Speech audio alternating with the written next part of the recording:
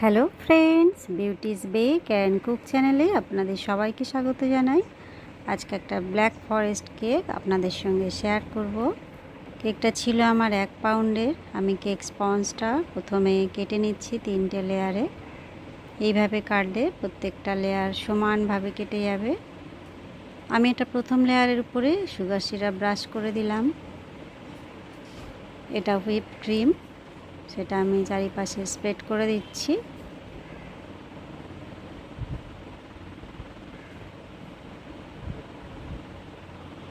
যেহেতু এটা black forest cake, তাই এখানে চকলেট যাবে না, এখানে চেরি ক্রাশ যাবে।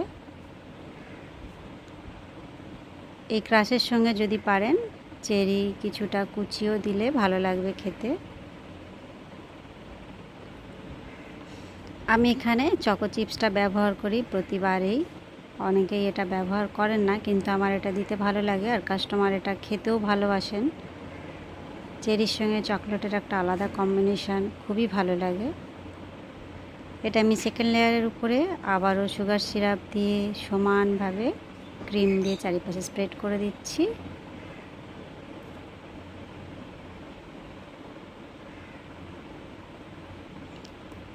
যদি এইভাবে ক্রিম দিতে অসুবিধা হয় যে প্রত্যেকটা লেয়ারে সমান ক্রিম পড়ছে কি না, অনেকেই হয়তো কনফিউজ হয়ে যেতে পারেন, সেক্ষেত্রে বলবো পাইপিং ব্যাগের সাহায্যে করবেন। প্রত্যেকটা লেয়ারে ক্রিমের ভাগ সমান থাকবে এবং কাজটা করতে অনেক সহজ হয়ে যাবে। চকো চিপসটা এখানে যদি না থাকে দেওয়ার কোনো প্রয়োজন নেই, এটা আমি নিজে থেকেই দিই চকো চিপসটা। আমি এটাকে প্রথমে ক্রাম কোট করে নিচ্ছি। ক্রাম কোট করে আমি 10 মিনিট ফ্রিজে রাখবো, তারপরে এর উপরে ফাইনাল লেয়ারটা দেব। আমি প্রতিবারে একই প্রসেস ফলো করি, ক্রাম কোট করে সেটা ফ্রিজে রেখে দিই, তারপরে ফাইনাল আইসিং করি। এতে কি হয়, ফাইনাল আইসিংটা খুব ভালো দেখতে লাগে, ফিনিশিংটা খুব সুন্দর আসে। কেকের যে ক্রামগুলো থেকে যায়, অনেক সময় কেক স্পঞ্জ খুব বেশি যদি ড্রাই হয়ে যায় তখন ক্রাম্ব অনেক বেশি হয়, উপর দিকে উঠে আসবে, ফিনিশিংটা ভালো হবে না। তাই প্রতিবারেই চেষ্টা করবেন একটু টাইম নিয়ে, অন্তত 5 মিনিট যদি ফ্রিজে রাখা যায় দেখবেন খুব ভালোভাবে ফিনিশিংটা হচ্ছে।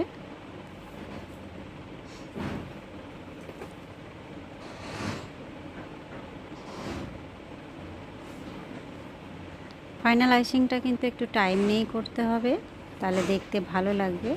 আর এই ধরনের যদি স্ক্র্যাপার ব্যবহার করেন সাইডগুলো তাড়াতাড়ি ফিনিশিং আনতে পারবেন।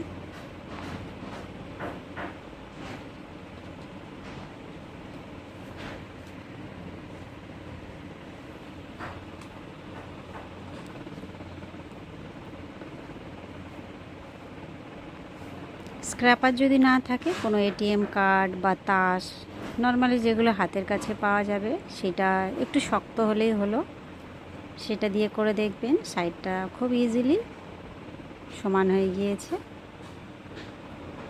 বেশ, আমার কেকটা এখানে ফাইনালাইজিং হয়ে গিয়েছে।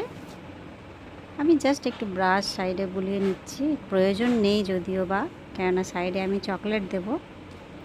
আমি মাঝখানটা একটু ঢেকে দিচ্ছি, কেননা পুরোটাই আমি চকলেট দিয়ে দেব। চকলেটগুলো আমি কুচি করে নিয়ে 5 মিনিট ফ্রিজে রেখেছিলাম, যার জন্য একটু শক্ত হয়ে গিয়েছে, আমার এটা দিতে সুবিধা হচ্ছে। আপনারাও পারলে একটু ফ্রিজে রেখে দেবেন চকলেটটাকে কুচিয়ে নিয়ে। আর বিশেষ করে এখন প্রচণ্ড গরমের সময় চকলেট বাইরে রাখা মানেই সঙ্গে সঙ্গে গলে যায়, আর এইভাবে কুচানোটাও খুব শক্ত ব্যাপার হয়ে যায়। তাই বলবো একটু ফ্রিজে রেখে হালকা ঠান্ডা করে নিয়ে এরকমভাবে কুচিয়ে নেবেন, তারপরে আবারও একটু ফ্রিজে রাখবেন, তাহলে এগুলো একটু শক্ত হয়ে গেলে আপনার কাজ করতে সুবিধা হবে। আমি একটা স্ক্র্যাপার দিয়ে এর সাইডে লাগিয়ে দিচ্ছি, কেননা চকলেটে হাত দিলেই এক্ষুনি গলতে শুরু করবে, হাতটাও ক্রিমে ভরে যাবে আর আমার এগুলো সব নরম হয়ে যাবে। বারবার ক্রিম চকলেট করতে করতে পুরো চকলেটটাই খারাপ হয়ে যাবে। এই কারণে স্ক্র্যাপার ইউজ করলে এই সমস্যাটা আর হয় না। আমি স্ক্র্যাপার দিয়ে একটু চেপে চেপে এর গায়ে লাগিয়ে দিচ্ছি।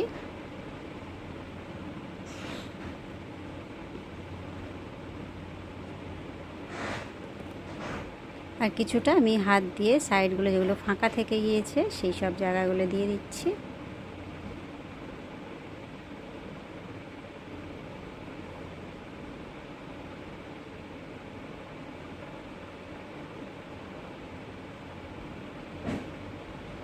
বোর্ডেতে যেগুলো থেকে গেছিলো সেগুলো আস্তে আস্তে নামিয়ে নিলাম।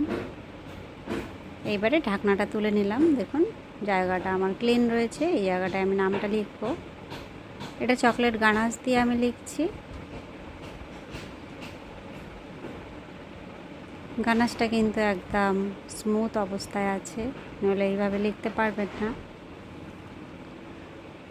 এবারে আমি যেখানে যেখানে ফুলটা দেব সেখানে আমি একটু করে জায়গা করে নিচ্ছি আঙুল দিয়ে, যাতে ডাইরেক্ট ক্রিমের সঙ্গে টাচে থাকে ফুলগুলো, নইলে চকলেটের উপর ফুল করতে গেলেই চকলেট উঠে চলে আসবে, ফুলটাও পড়ে যাবে।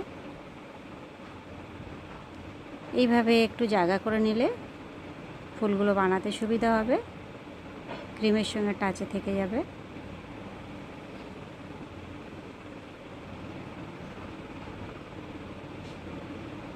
এটা কিন্তু আমি 1M নজেল দিয়ে করলাম। এবার কয়েকটা চেরি আমি ফুলের উপর বসিয়ে দিচ্ছি। এটাই হলো ব্ল্যাক ফরেস্ট কেকের আসল জিনিস, সেটা হলো চেরি।